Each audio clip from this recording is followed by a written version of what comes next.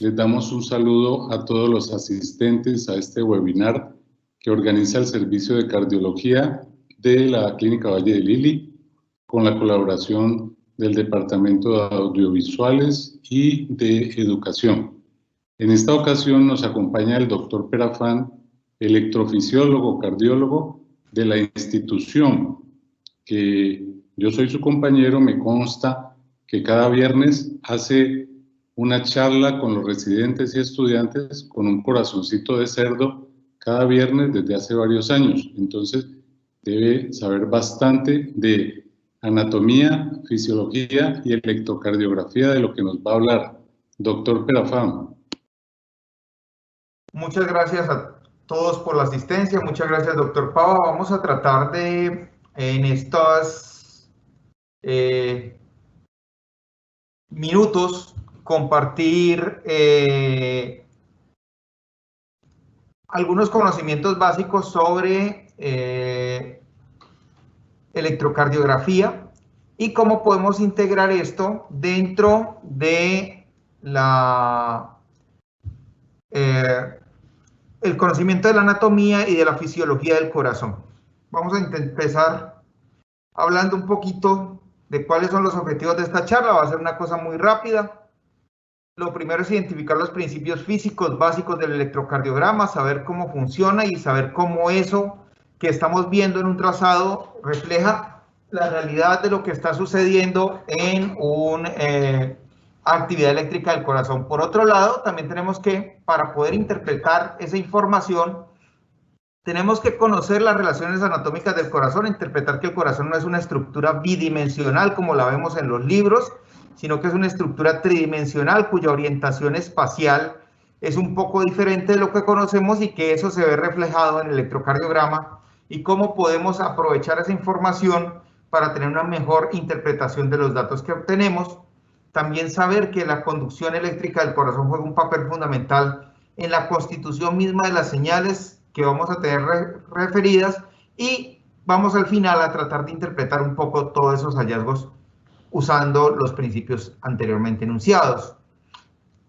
Para todos es conocido esta señal, un electrocardiograma normal, unas ondas que las han denominado de la P a la T. Fundamentalmente el doctor Eindhoven lo hizo por allá hacia finales del siglo XIX, siguiendo la nomenclatura matemática después de la letra O, que era la base de la línea de base, y para allí adelante vienen todas las letras en secuencia que corresponden a la nomenclatura de las ecuaciones matemáticas. Y eso nos recuerda fundamentalmente, además de esta grida, que estamos hablando de un plano cartesiano y de ecuaciones matemáticas y de vectores.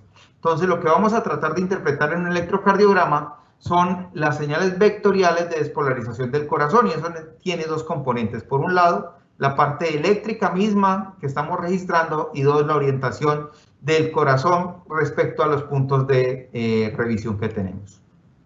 A todos nos enseñaron esto, que el D1 y el B5, B6 son la cara lateral, que los de B1 a B4 son la cara anterior septal, que la pared inferior son 2, 3 y ABF, pero nunca nos explicaron muy bien por qué era esto. Vamos a tratar un poco de, en esta charla, aclarar por qué son esas paredes y tratar de saber cómo esa información nos puede ayudar a tomar mejores informaciones a partir de un examen tan básico en la cardiología como es un electrocardiograma. Para eso hay que entender cuál es el sistema con el que registramos, y realmente, a pesar de que hemos avanzado mucho en tecnología, en filtrados, en tecnología digital, los principios básicos con los cuales hacemos electrocardiografía probablemente se remontan por allá a mediados del siglo XIX, cuando comenzaron a usar una cosa que se llamaban electrómetros capilares. El electrómetro capilar, para que lo entiendan muy sencillamente, es una columna metálica que tiene dos iones, y que al paso de la corriente, cuando uno la amplifica en una bobina, él se mueve una aguja, y esa aguja da un registro que uno lo puede aplicar en lo que quiera, en un trazo de papel térmico, en una fotografía como se hace originalmente, o convertido en una señal digital como se hace actualmente. ¿Para qué sirven todos esos dispositivos? Para medir flujos de corriente, y ese es el segundo concepto importante. Lo que nosotros vemos en un electrocardiograma son flujos de electrones de muy pequeña amplitud que para poder ser registrados tienen que ser grandemente amplificados, 400, 500 veces, y deben ser filtrados porque se entiende que si uno amplifica mucho las señales, igualmente va a tener mucho ruido eléctrico y eso se necesita eliminarlo y deben ser registrados. Estos son los diseños originales y miren, tan interesante que este es el diseño de 1873 de Lippmann, donde ya se reconocen las ondas básicas del electrocardiograma, se reconoce una onda, un QRS y una onda T. Si ustedes pueden poner aquí un poco de fe. Después el galvanómetro de Eindhoven puede registrar ya con una amplificación mucho mayor la onda P, que aquí no se alcanzaba a registrar. Y fundamentalmente lo que funciona este sistema y los actuales son dos imanes y una bobina, y cuando pasa la corriente a través de la bobina se polariza y ella se va a mover esta aguja que va a registrar dependiendo de los flujos de corriente dados sobre la misma. Entonces, cada vez que la aguja se mueve, si ustedes pudieron conocer los electrocardiógrafos antiguos, tenían una aguja que se movía sobre el papel térmico dado a las señales, y eso iba generando el registro. Actualmente estas señales se digitalizan y es lo que uno obtiene en el electro. No me voy a detener mucho, entonces lo que uno tiene cuando hace una derivación eléctrica fundamentalmente es un flujo de electrones que por nomenclatura va de negativo a positivo. Entonces siempre se van a mover los electrones de la zona más negativa a la zona más positiva y eso genera una diferencia de potencial que es lo que yo voy a registrar en el dispositivo. Eso genera o provoca otra cosa importante, y es que dependiendo del eje eléctrico que yo tenga, pues voy a generar un vector de despolarización. ¿De qué depende el vector? Como cualquier vector, depende de la magnitud, o sea, de la amplitud por sí misma, de la dirección y del sentido. Si yo me alejo, o sea, el sentido de despolarización es contrario, mi vector va a ser negativo.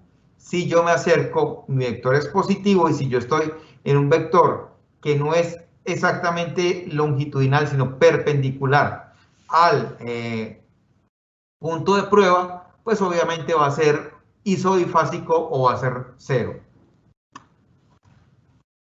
Pero el punto fuerte de esta conferencia es la anatomía. ¿Y por qué es la anatomía? Como mencionaba el doctor Pava, desde hace algunos años hemos venido trabajando con los residentes y con los estudiantes en tratar de explicar un poco la anatomía cardíaca. Esto nació de que uno no entiende muy bien muchas cosas, y personalmente no las entendía muy bien, cuando comencé a ver los gráficos y los libros de anatomía, y estos gráficos son muy lindos, son muy bonitos, pero tienen problemas interpretativos importantes. El primer problema interpretativo importante de todos los libros y todos los textos es que ustedes ven diseños como estos.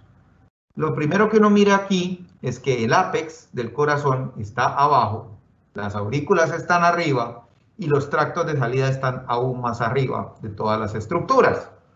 Si ustedes ven aquí, la aorta y la pulmonar son lo más arriba, luego viene la aurícula derecha e izquierda, los ventrículos abajo y el ápex es la estructura más abajo del corazón. Sin embargo, esto no es la realidad. La realidad es que el corazón está colocado en la caja torácica, está en relación a los pulmones, está rodeado de pericardio, y la posición correcta del corazón es con el ápex hacia adelante, el corazón rotado, el ventrículo que denominamos derecho en una posición realmente más anterior que derecha, el ventrículo izquierdo en una zona posterior que solamente se alcanza a ver si yo abro el tórax en esta zona.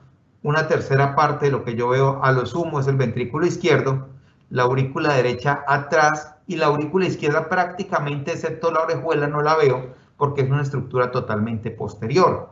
Y los tractos de salida están cruzados. El tracto de salida izquierdo es más derecho que el tracto de salida derecho, y eso tiene implicaciones importantes para la interpretación anatómica de ciertas posiciones, especialmente cuando uno tiene que trabajar en el área de los infundíbulos o en el área de las válvulas para interpretar señales o hacer topolocalización a partir de electrocardiografía.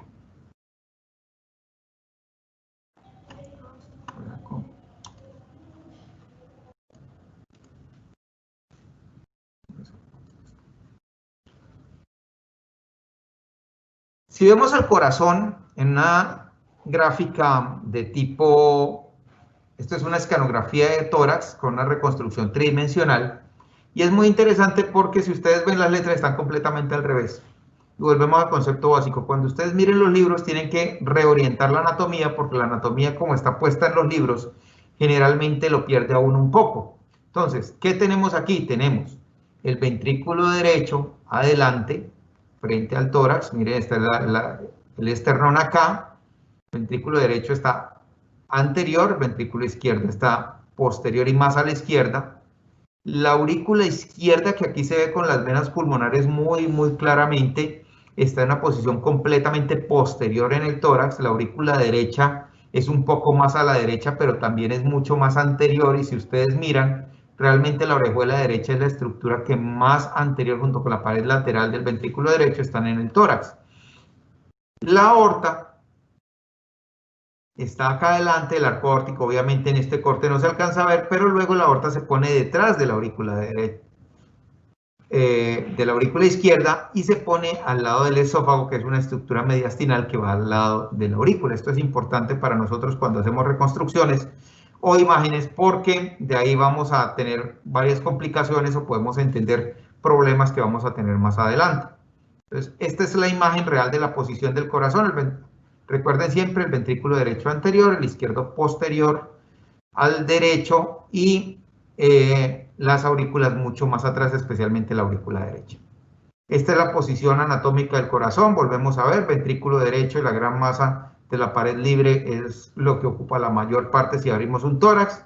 Vemos aquí el septum interventricular con los vasos de ascendente anterior y al lado la vena, la gran vena anterior, y solamente del ventrículo izquierdo vemos la zona más apical. La orejuela izquierda prácticamente no la vemos y la aurícula derecha en una posición completamente anterior y siendo lo más anterior de las aurículas.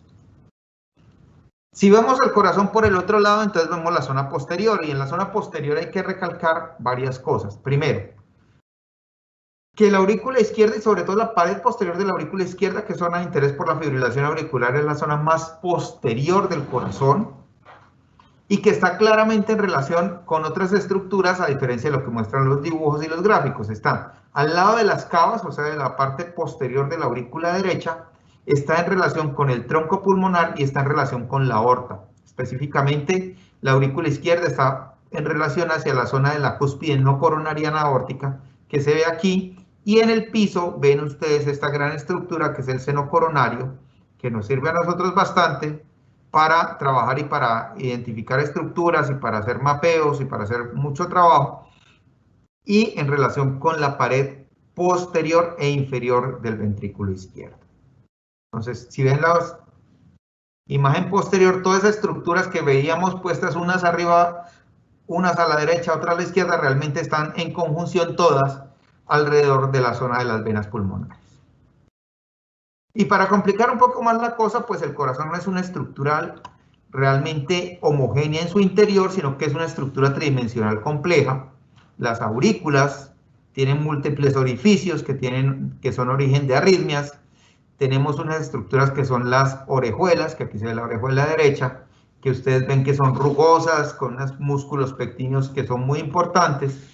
Y las paredes septales, a la vez, tienen unas estructuras musculares que son los músculos papilares, las cuerdas tendinosas, o sea que esta estructura que uno se imagina que es como una cavidad hueca, realmente es una estructura que tiene una cantidad de indentaciones y músculos en su interior, que también son importantes porque esos pueden ser focos arrítmicos en los pacientes. Aquí ven las trabeculaciones, aquí ven las válvulas, cómo están estructuradas y cómo se relacionan unas estructuras con otras. Por ejemplo, la aorta está en conjunción o en cercanía con la válvula mitral y hay una zona que se llama la unión mitroaórtica, que es una zona frecuente de arritmias donde podemos encontrarnos la vecindad de una u otra estructura. Lo mismo la entrada de la tricúspide con las estructuras del linfundíbulo y la y esta estructura acá, que es la zona supracoronaria. Ya visto la complejidad de la anatomía, seguimos con la fisiología, que es un poco compleja, pero lo importante es que ustedes recuerdan esto que se aprendieron de toda la vida. Entonces hay una onda P, un segmento PR, un QRS, un ST, un T y ocasionalmente una onda U. Yo siempre les digo a todo el mundo que miren el electrocardiograma como un plano cartesiano básico. En el eje X tenemos el tiempo en milisegundos, o sea que lo que estamos viendo es cómo transcurre el impulso en el tiempo, y en el eje Y estamos viendo qué tan grande es ese impulso, o sea qué tanta amplitud me está registrando en la aguja. Dado lo anterior, la pregunta es ¿por qué el electro es así? ¿Por qué no todo está pegado en un punto? ¿O por qué la P no está metida con el QRS y por qué hay una T? Y eso tiene una explicación basada en los tiempos de conducción y en los potenciales de acción del corazón. Recuerden que el corazón tiene realmente 7 potenciales de acción diferentes, dependiendo de la estructura donde uno se encuentre.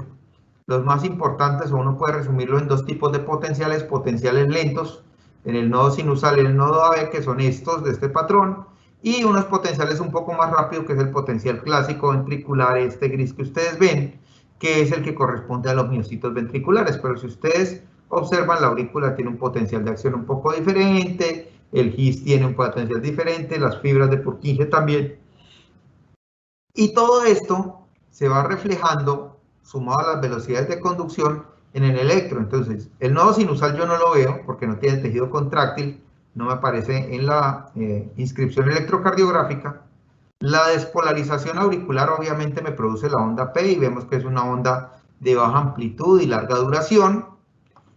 Se sigue un segmento de silencio eléctrico teórico, pero realmente de mucha actividad eléctrica. Lo que pasa es que todo este sistema no tiene miocitos contráctiles, entonces yo no puedo registrar la actividad de los miocitos contráctiles.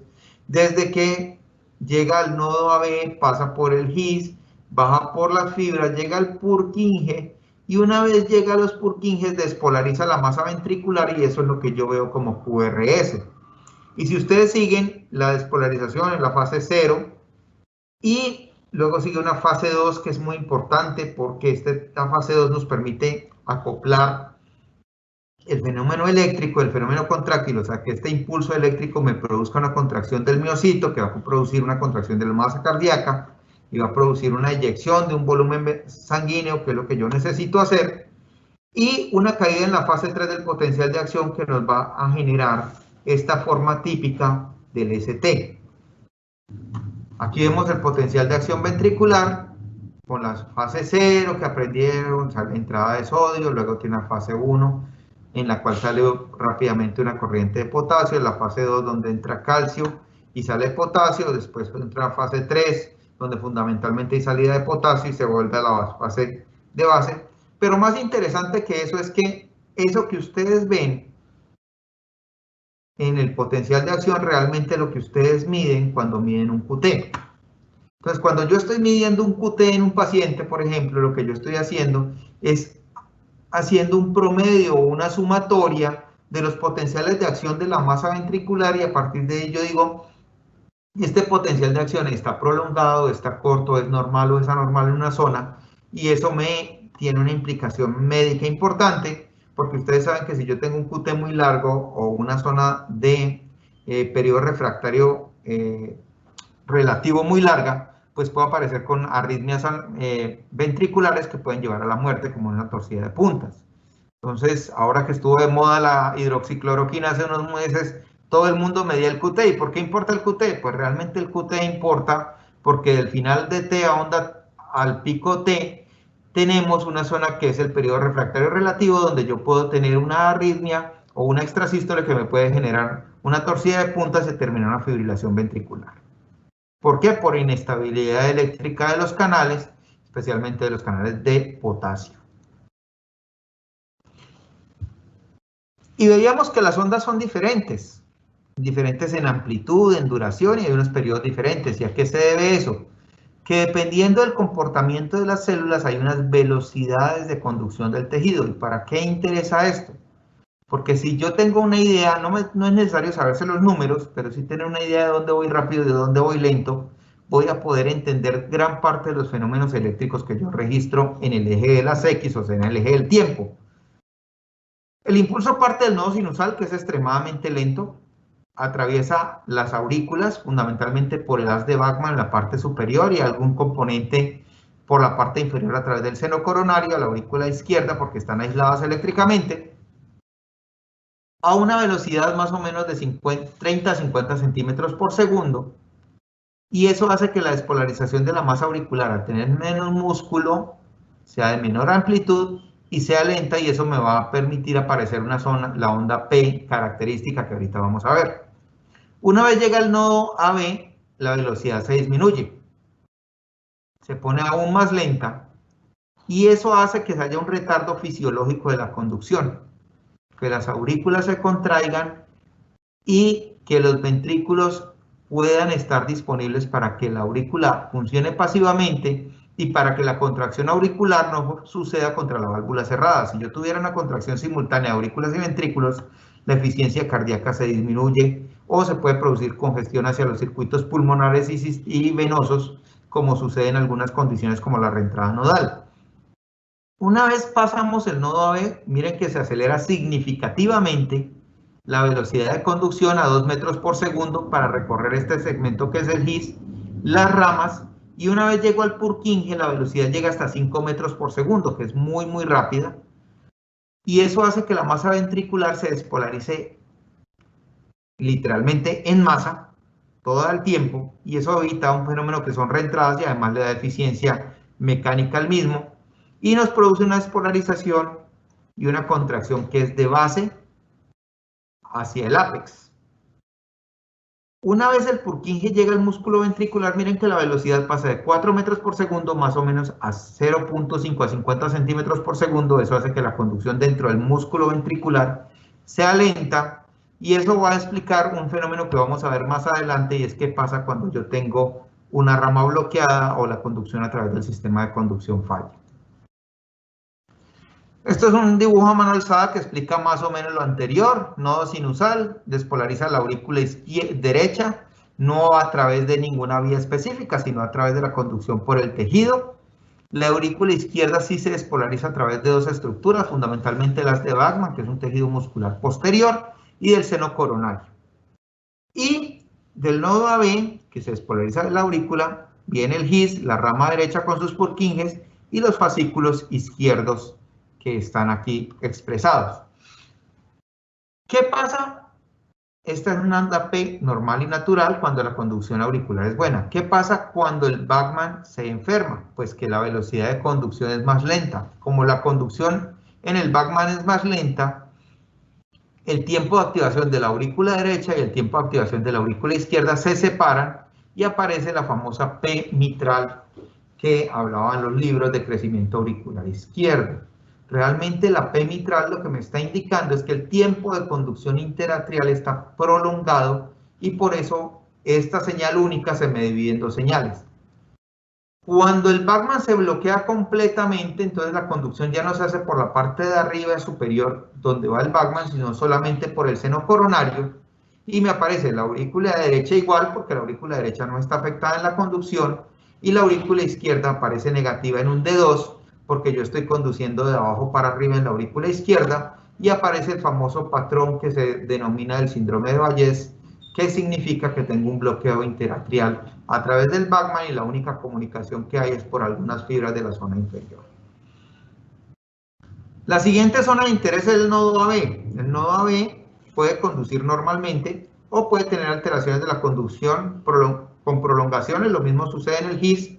Recuerden que los bloqueos de primer grado, la mayor parte son originados en el nodo AB, lo mismo que los bloqueos MOVIX 1, que son manifestaciones del aumento de la actividad del nodo AB, y ya los bloqueos de segundo grado MOVIX 2 como este y los bloqueos AB completos pueden estar en el nodo AB, pero frecuentemente están en el sistema de GIS-Purkinje o están comprometiendo toda la zona inferior. Y finalmente están los bloqueos en la parte más inferior del sistema, que son las ramas, donde aparecen los bloqueos de rama derecha o izquierda y los semibloqueos, de los cuales vamos a hablar ahora más adelante. Pero miren lo interesante de esto. Si yo voy por el sistema de conducción y se me bloquea una rama, pues la primera parte es muy rápida, porque estoy conduciendo por el resto del sistema de conducción, y finalmente voy a ir a una conducción lenta, como ven aquí. Si por el contrario yo arranco en el miocito ventricular, ya no arranco a 5 metros por segundo la conducción, sino a 50 centímetros, la primera parte de la conducción es extremadamente lenta y termina de una forma rápida. Esto que parece ser tan sencillo es base de las explicaciones y de la discriminación de taquicardias supraventriculares aberradas con taquicardias ventriculares, y es una guía para identificar arritmias ventriculares. Vamos ahora a tratar de integrar esto en el electro, todo lo que hemos visto anteriormente. ¿Y cómo lo hacemos? Lo vamos a hacer tratando de imaginarnos el corazón como un campo de fútbol y con un multicámaras desde donde yo estoy viendo. Lo primero que yo tengo que cambiar de mi forma de interpretar el electro es que el electro no es una cosa estática, sino que es una cosa dinámica que depende de donde yo lo miro. Entonces, la despolarización es la misma, el patrón de despolarización en general del corazón latido a latido es más o menos el mismo, pero cambia lo que yo voy a registrar dependiendo de donde lo mire. Este es un esquema que a mí me gusta mucho porque significa que yo estoy viendo con cámaras como en un estadio de fútbol, un estadio de básquetbol, y yo estoy tratando de ver para dónde se mueve la pelota. Y siempre acordarnos, todo lo positivo se acerca, como dijimos anteriormente, todo lo negativo se aleja. Si yo tengo una placa de tórax desde aquí, entonces estoy viendo en la posición PA. Desde el hombro derecho estoy viendo mi ABR como si estuviera mirando el corazón de arriba hacia abajo y de derecha a izquierda. Desde el hombro izquierdo con el ABL como si estuviera viendo efectivamente arriba abajo, pero de izquierda a derecha. El D1 es como si yo tuviera una cámara puesta debajo de la axila, entonces me va a permitir, es una derivación muy importante, porque el D1 está en el plano horizontal. Eso me permite diferenciar una posición que es derecha e izquierda. El ABF va a 90 grados debajo de la columna, y entonces me va a diferenciar el plano vertical. Entonces yo puedo con ABF saber que está arriba o abajo. Entonces con estas dos derivaciones, yo ya puedo definir que está a la derecha, a la izquierda, arriba o abajo. D3 y D2 son las derivaciones adicionales en las cuales yo estoy mirando. Y D2 es muy importante porque si ustedes miran, es más o menos lo que sigue el plano de despolarización natural del corazón, de base a apex, más de izquierdo que derecho, y es el eje natural. Por eso uno siempre le dicen que mire el D2 como primera opción. V1 y V2 son muy interesantes, sobre todo a mí me gusta mucho mirar el V1 porque es la única derivación precordial que queda a la derecha.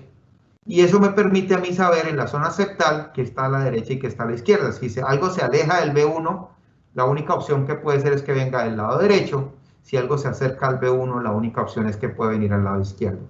V2, V3, V4 ven las otras caras, y V5, V6 no aparecen aquí porque son de la cara lateral. Con esos ejes construimos un dolor de cabeza para todo el mundo que se llama el eje eléctrico. El eje eléctrico lo que tiene importante es saber si es normal o anormal. Alguna vez hicimos algún trabajo que está pendiente de publicar de comparación de ejes eléctricos. Hay como unas 15 formas de calcular el eje eléctrico, y realmente al final lo importante es uno saber si está normal, o sea, entre 0 y 90 en este cuadrante, o si por el contrario estoy hacia la izquierda, hacia la derecha, o en lo que se llama la zona de nadie, porque eso me puede identificar algunas enfermedades. B1, B2, B3, B4, B5, B6, miren dónde está puesto y miren lo que yo estoy mirando. Y esto es importante porque me permite saber realmente yo qué parte del corazón miro. Entonces, cuando pongo un D1, veo la zona lateral, B5, B6, y acuérdense de la imagen original que yo les mostré de las derivaciones de la pared lateral. Miren por qué la pared lateral la ve uno así. Este es el corazón visto literalmente de lado. Desde el lado izquierdo, B1 ve esta zona, B5, B6 ven la pared lateral mucho más baja, cercana al ápex, porque están alrededor del quinto espacio intercostal. Recuerden la posición del diafragma y el corazón. Siempre uno se pregunta, bueno, ¿por qué la pared inferior yo la veo con 2, 3 y F y eso no es el ápex? Pues porque la parte inferior del corazón no es el ápex, sino que la pared inferior del corazón es la que está en contacto directo con el diafragma. Entonces, como si yo estuviera mirando el corazón desde abajo, en esta vista, ventrículo derecho adelante, ventrículo izquierdo atrás, el ABF me mira aquí, D2, D3, y miren dos cosas interesantes. La pared inferior es la zona que está en contacto con el diafragma, pero si ustedes miran un corazón naturalmente, esto se repliega un poco hacia arriba, hacia el anillo mitral y hacia el seno coronario, y es lo que se denomina, este tercio, es lo que se denomina la pared posterior del corazón. Entonces, si yo veo el corazón desde abajo, lo que va a ver es las aurículas, la aurícula izquierda fundamentalmente, y voy a ver principalmente la gran masa ventricular desde la pared inferior, o sea, vista desde el diafragma. Por eso estas derivaciones son las de pared inferior. Y el tercer corte importante que yo no les había explicado, o ya les hablé de arriba, abajo, derecha, izquierda, pero nos faltaba adelante, atrás, que es la tercera proyección del espacio, y esa se logra mirando la masa general de los precordiales y su relación con el corazón. Yo les dije que el ápex y la pared interior es anterior del corazón, la pared posterior es realmente inferior. Entonces, ¿qué es lo posterior? Pues lo posterior es la base del corazón. ¿Y qué es lo más anterior? El ápex del corazón. Entonces, si miramos las precordiales, que están acá, ya dijimos, todo lo que se acerca es positivo. Entonces, para que una señal sea positiva, ¿de dónde tiene que venir? Pues tiene que venir de esta zona que se acerque hacia adelante del corazón, del tórax, perdón, y hacia el tórax anterior donde están mis electrodos. Y si está en el ápex o en esta zona, pues no puede ir a más adelante porque el corazón ya se acabó. Entonces, ¿cuál es la única opción? Que se aleje de esta zona y se irá hacia atrás. Y por eso todas las precordiales serán negativas. Entonces, si ustedes ven todas las precordiales negativas, viene en la zona probablemente del ápex. Si ven todas las precordiales positivas, debe venir de la base. Y si ven unas u otras, pues probablemente viene de la zona media del corazón. Volvemos a los conceptos. Este es un dibujo muy bonito que nos ayuda a recordar. Esta parte de la aurícula derecha, el ventrículo derecho, lo veo con V1. La pared inferior, que aquí no se ve muy bien, la veo con las derivaciones de pared inferior, 2, 3 y F. La pared anterior la veo con V2, la zona septal alta, V3 y V4, la parte anteroseptal. V5, V6 me ven en una zona muy lateral que yo no alcanzo a ver aquí. 1 me alcanza a ver desde esta zona y el ABL y el ABR me miran desde arriba. Voy a dedicarle 2 minutos a hablar, ya casi vamos acabando, para que no se nos preocupen de los semibloqueos y los bloqueos, porque siempre son un sufrimiento y realmente cuando uno entiende esto, vamos a hacer una aplicación del concepto. Si a mí me falta, vamos a hablar del primer bloqueo, que es el más fácil de entender. Me falta la rama derecha, tengo un bloqueo de rama derecha, entonces, ¿cómo se despolariza el corazón? La aurícula normal, porque esto no tiene nada que ver, el nodo ve bien. El GIS vamos relativamente bien, porque ahí no tenemos problema y comenzamos a tener problemas en la rama. Como el GIS se despolariza bien, las primeras ramas, la primera zona septal se despolariza naturalmente. Entonces vamos a tener en el V de vaca 1, que es donde miramos, un primer componente septal natural y normal, con una R en V1, porque se acerca, viene de arriba a abajo. Yo tengo aquí el V1, se me acerca, es positivo. Pero una vez se acerca el V1, ¿qué pasa? Como me falta la rama derecha, ¿para dónde se va todo? Se va todo para la izquierda. Como se va todo para la izquierda, respecto al V1, todo se aleja. Entonces, como se aleja, se hace una S negativa profunda, que escriben los libros. Y una vez yo estoy todo a la izquierda, ¿qué hago? Parto hacia la derecha, a despolarizar toda la masa ventricular. ¿Qué sucede? Que yo en este primer segmento iba a 5 metros por segundo, porque toda esta despolarización es por sistema de conducción a alta velocidad, y de ahí comienzo a irme a baja velocidad. Y eso explica, primero, la segunda R más grande, porque la gran masa ventricular se despolariza de izquierda a derecha, o sea, acercándose al V1, pero además más lentamente, y eso hace que el QRS, que antes era 120 milisegundos o menos, se vuelva ancho. ¿Por qué? Porque la velocidad de conducción ya no es 5 metros por segundo, sino 50 centímetros. No vamos por avenida, sino como vamos por destapado, y eso significa que nos va a tomar más tiempo llegar hasta el otro lado del corazón. En los semibloqueos, sobre todo en el bloqueo anterosuperior izquierdo, que es el más frecuente, ya no me va a faltar tanto sistema de conducción y eso hace que el QRS sea estrecho. ¿Qué me hace falta? La despolarización de la zona más alta y lateral del corazón. Entonces, ¿de dónde me voy a despolarizar? pues de la rama derecha y del fascículo posterior inferior. Como eso se despolariza así, y lo último que me falta es la parte más lateral y anterior, entonces la despolarización va a ir de esta zona hacia arriba y de esta zona hacia arriba. ¿Eso qué hace? Que el vector de despolarización se vaya completamente hacia el hombro izquierdo, y eso se llama desviación del eje a la izquierda, que aparece en los libros.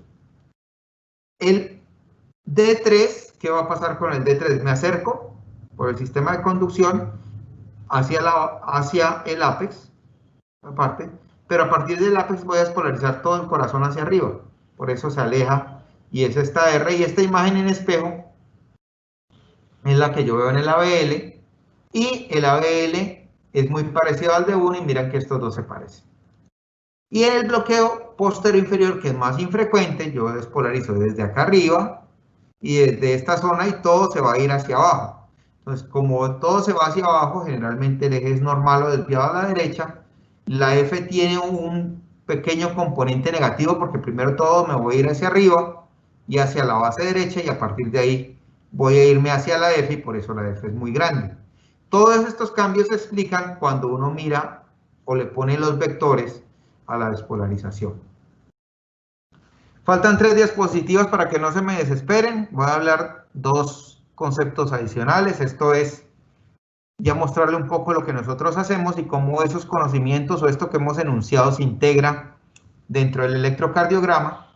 Este es un paciente que hicimos en el servicio hace como unas 2 o 3 semanas con un síndrome de Wolff-Parkinson-White clásico, que tiene un QRS ancho y la presencia de onda delta que describen los libros. ¿Qué significa eso? Que yo tengo una zona de conducción de la aurícula al ventrículo donde está bypaseando el nodo AB. Como la velocidad de conducción de esta zona es de 30 a 50 y esto es de 10, pues voy a llegar primero por la zona de la vía accesoria, y eso hace que la conducción de la vía accesoria arranque, pero como es lenta, va despolarizando lentamente. Eso hace que se forme esta forma de delta. ¿Hasta cuándo? Hasta que llega la despolarización y me gana por el otro lado, que es lo que sucede aquí en este punto. Cuando llega el impulso que venía por el sistema de conducción, le gano a esto, y eso me genera el patrón típico de Wolff, que ustedes conocen, con presencia de QRS ancho. Obviamente yo estoy conduciendo por una zona lenta, eso me retarda la conducción. Presencia de onda delta, porque yo estoy conduciendo en forma lenta, y eso hace que la despolarización sea por destapado hasta que yo llegue al pico. Y aquí tenemos el patrón típico de Wolff. ¿Qué pasa cuando yo quito la conducción por la zona lenta con una aplicación de radiofrecuencia o con una ablación? Pues ya no conduzco por acá lentamente, sino que mi único camino es la vía de conducción normal, y miren que aparece un QRS que ya es estrecho, que es muy diferente de este, y donde vemos que el PR, que antes era corto porque la aurícula saltaba al ventrículo a través de esta zona, aquí miren el P, la P termina y prácticamente yo no podía saber aquí en señales endocavitarias dónde termina la P y dónde comienza la R, y aquí miren la P, y se toma ya su tiempo natural y normal de atravesar el sistema de conducción.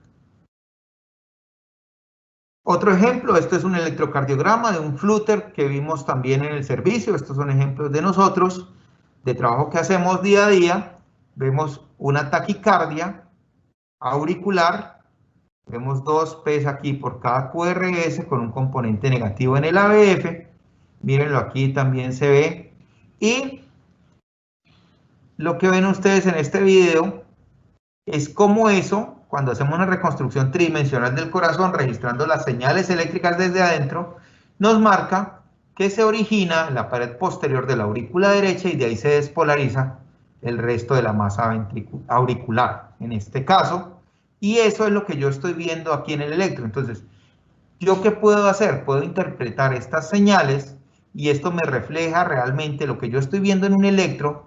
Realmente es este patrón de despolarización del corazón, y cómo el patrón de despolarización del corazón me va generando unas ondas eléctricas que yo puedo registrar en el electrocardiograma, pero que reflejan finalmente la actividad eléctrica. Entonces, lo que yo tengo que tratar de hacer es imaginarme, basado en todos los conceptos anteriores, aplicando algo de vectores básicos, un poco de sentido de orientación espacial y la anatomía, poder saber dónde se está originando una arritmia o qué tipo de arritmia es, y con eso yo poder saber qué tiene. Este es otro ejemplo clásico, este es un flúter auricular típico, miren el ABF negativo, estas ondas en D2 negativas, y realmente cuando yo veo un flúter, estas ondas lo que me reflejan es este fenómeno que yo voy a ver aquí, y es que la aurícula se va despolarizando dando vueltas.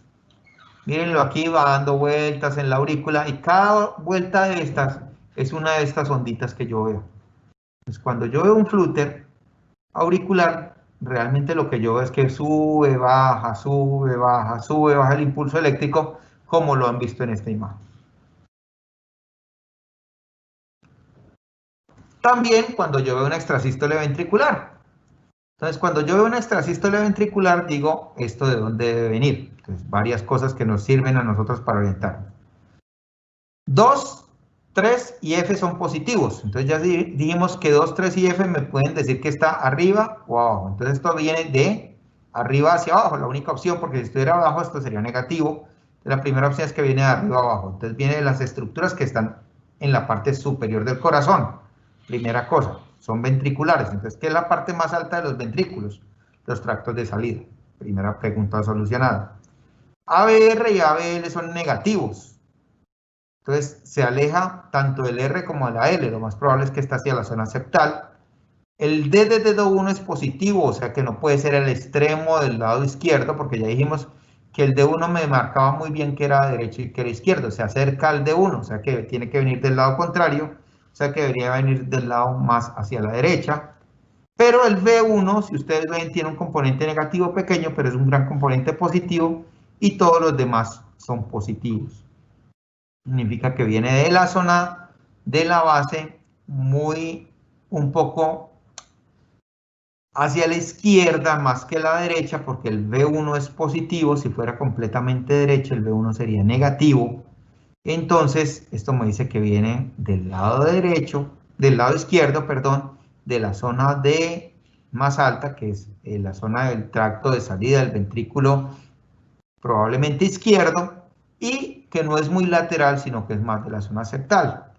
Cuando nosotros nos vamos con esa información al mapeo tridimensional, efectivamente lo que vemos aquí, este es el arco aórtico, la reconstrucción de la aorta, este es el ventrículo izquierdo, y vemos que en esta zona, probablemente aquí en la unión mitroaórtica, hacia acá queda la mitral, tenemos un foco arrítmico que a partir de ahí se despolariza el resto del corazón, y por eso se produce este patrón electrocardiográfico que vemos aquí. Muchas gracias a todos, espero que les haya servido de algo, que les haya inspirado a leer un poco, a tratar de mirar las cosas de una forma diferente, y sobre todo a pensar que el electrocardiograma no es una cosa que se aprende a base de criterios y tratándose de meter una cosa en un libro, sino tratando de entender un poco e interpretar la posición del corazón, las señales eléctricas, y tratar de darle a eso un sentido. Muchas gracias a todos.